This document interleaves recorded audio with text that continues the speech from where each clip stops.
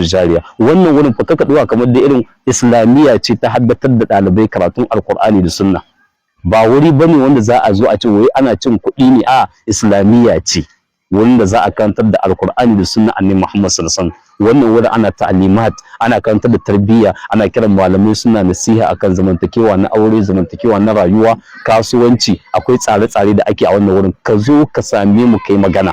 Ina gwamnati, ina waɗanda suke ƙarshen gwamnati, ina 'yan kasuwa waɗanda suke son su alkhairi, mun sa akwai su, wasu ba suna nesa. Sakon nan ya isar muku, duk wanda ya ji ya zo ya yi, in yayi dan kansa, man amila salihan fali nafsihi, wanda ya mai kyau dan kansa, kuma duk wanda ya bayar wallahi Allah zai mai masa. Na'am. Allah mai babban burin ka a rayuwa yanzu. Babban buri na a rayuwa. Assalamu alaikum wa rahmatullahi wa barakatuh. Kallon mu. Wa alaikum assalam wa rahmatullahi wa barakatuh. Ga mu tare da shugaban Islamiyya Madrasa ta Khalid bin Walid. Za mu so mu ji cikakken sunan malam. Na'am. Bismillah wa salatu wa salam ala sayyidina Muhammad wa ala alihi wa sahbihi ajma'in. Amma ba'd, assalamu alaikum wa rahmatullahi wa barakatuh. Ni dai sunana Ahmad Tijani Musa, kuma ni ne darakta na wannan makarantar ta Khalid bin Walid Islamic Academy da ke nan gida mai lamba 1 opposite police staff quarters, Dutsen Kura Hausa, Adamawa Road, kuma tana kusa da officers on Air Force Mess nan bayan Habibu Shaibu. In ka shigo layi na Air Force Mess ka yi ƙasa da ka zo wajen wata gada, to makarantar na nan tana kallon wannan wurin, tana kallon Habibu Shaibu.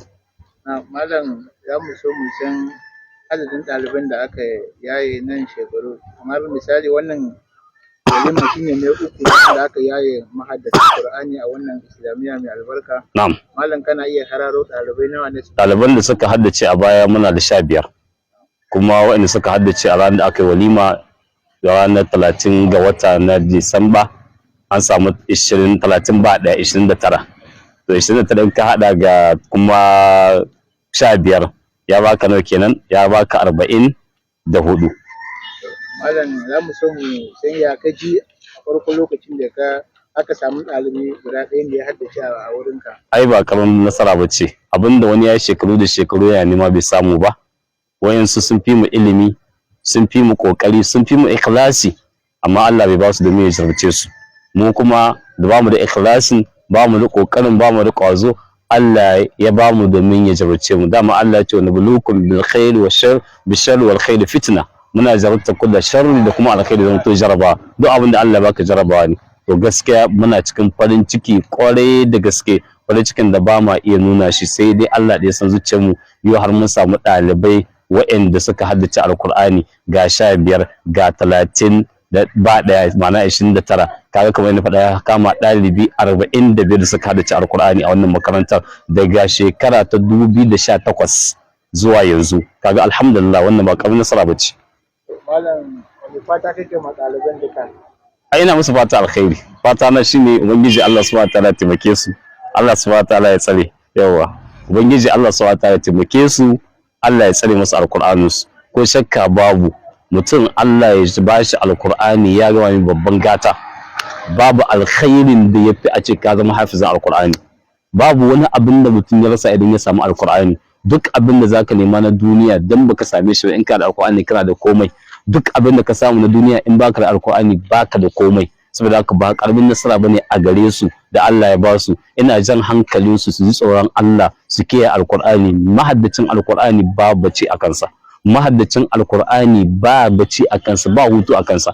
Kar su dauka in sun huta su da alkur'ani yanzu ne aiki gansu. Suna bacci za su je kuma suna tilawa alkur'ani. Saboda haka su ji tsoron Allah, kuma Allah ya tsare musu alkur'anin su.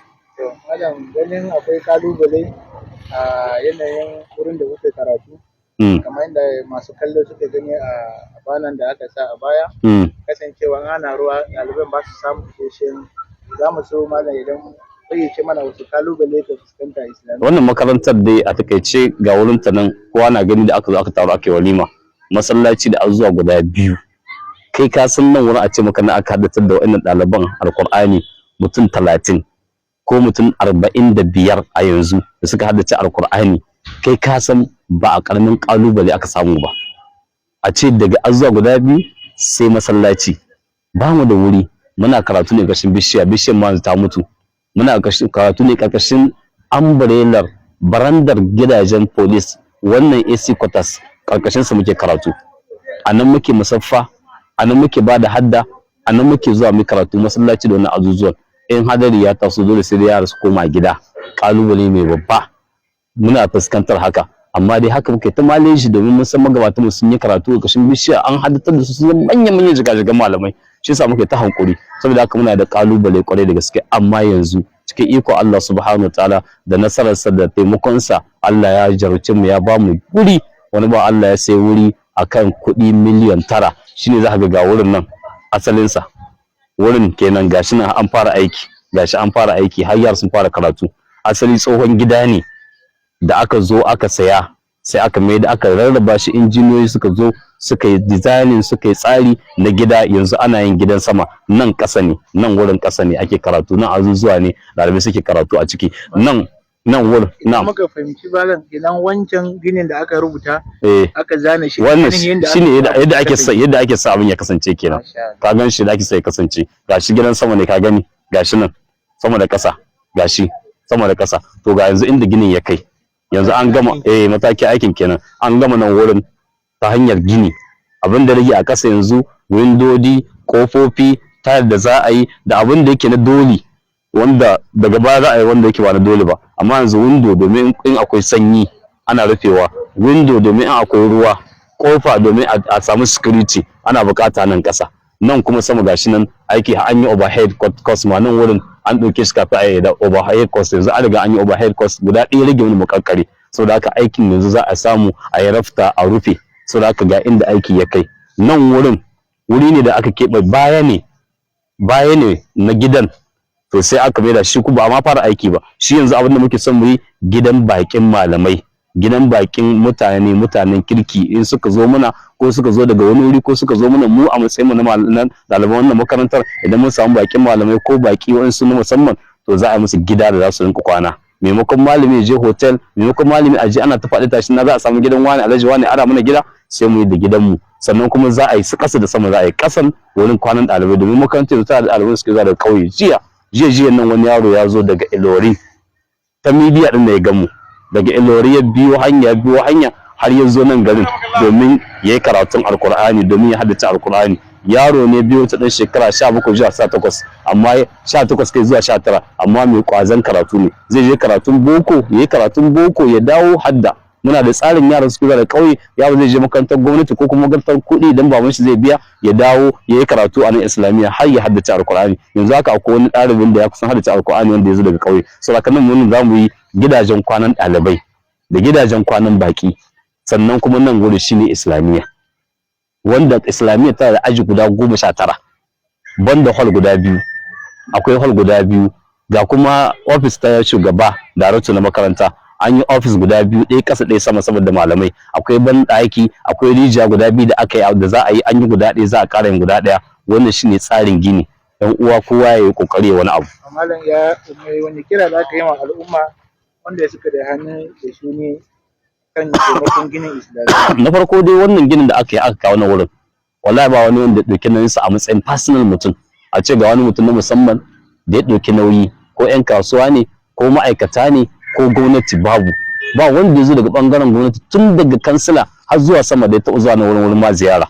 Ba mu samu ba. Wannan ya sa muka yi amfani da damar mu wurin walima, muka sa sunayen manyan mutane, wayansu leta ta kai musu, wasu ma leta ta kai musu ba, domin su zo su gane mu idon su. To ba mu samu ba, amma daga taro sisi dama ko da muka accident wannan wurin muna da kuɗi 2.something million da ke akan ɗinmu, sai muka ciro shi sai muka fara aiki. To idan muka fara aiki, sai muna updating, duk muka yi aiki sai mu update mai video, short video, sai mu nuna mutane ga aikin da aka yi, an yi aiki ga inda aiki ya kai. To mutane na taimakawa naira 100, 1000, 2000, 5000, 10,000, 20, 30. To shi yasa aikin ya kai nan. Wani ba Allah da ya taɓa mu siminti guru 300 muka ta aiki. Saboda haka wannan aikin ba na mutum ɗaya bane, bayan Allah ne, kuma wasu ba nan ganin suke ba, waɗansu wani gari ne, ɗalibai ne, 5,000 mata, 2,000, wani ma naira 100. Duk wanda ba mu ce wani bawan Allah, ba ma sa sunanka, ba za mu sa sunanka in ki taimaka, sai mu ce wata baiwa Allah, wani bawan Allah. In ka ga mun sa sunan mutum, to wani ne musamman, kamar akwai sarkin Kwantago ya taɓa 100,000, mun sa sunan shi kai tsaye, saboda shi sananne ne, shi kuma an san shi. Saboda haka in ba haka duk wanda ya bar wanda ba sananne bane, ba dan siyasa, ba za mu sa sunan shi ba, sai mu ce wani ba Allah ya bada, wata bai Allah ta bada, wanda ya sanya har ginin ya kai nan wurin. muna yin abin ne a fayyace a bayyane domin mutane su gani ba wai a boye ba. In muka samu kuɗi za mu yi aiki, kai da ganin ka san da cewa ba kuɗin da ka turo bane aka wannan aikin, a aiki ne wanda aka yi shi da tallafawa mutane suna yi, kuma mu ba mun zo bane domin mu ci. Kullum muna magana mutum ya zo ya gani sai ya bada abin da zai iya bayarwa, ko ka kira waya domin ka sa abin da ka ba. Na'am. Yanzu malam, idan ba su kallo yanzu in ma mutum na da nisa akwai ta yanda zai iya aiko da taimakon shi. Na farko dai mutum ya kira waya. Lambar waya shine 070 3308 5478 080 3308 5478 070 ko 070 3308 5478. Idan mutum ya kira wayan nan ko karfe 1 na dare ne, wala ko karfe 4 na dare ne ka kira, zan ɗauki waya kuma za mu yi magana da kai, kuma zan kwatanta maka ka zo ka ga wuri. Ko kuma a'a, idan mutum yana son ya taimaka ba sai ya zo ba ya gani, ko yana son ya taimaka, to akwai akan lamba 20 32 46 7552 20 32 46 7552. Zan maimaita 20 32 46 7552 20 32 467552. Wannan shine akan lamba na wannan makarantar First Bank Madrasatul Khalid bin Walid Islamic Academy. Ko nawa ka turo za mu ci wani bawan Allah, wasu bayan Allah da zo wani ba Allah ya turo da kuɗi miliyan 1 domin yin wannan aikin, kuma mun sanar da cewa wani ba Allah ya turo. Muna addu'a Allah ya saka masa alkhairi, muna addu'a ubangiji Allah ya kawo mana irin su guda 10 ko 20 wanda za mu yi aiki har mu kankare. Na tabbatar yanzu da za mu samu miliyan 20 a kasa, to ko wannan aikin na gidajen malaman nan sai mun ci karfin sa.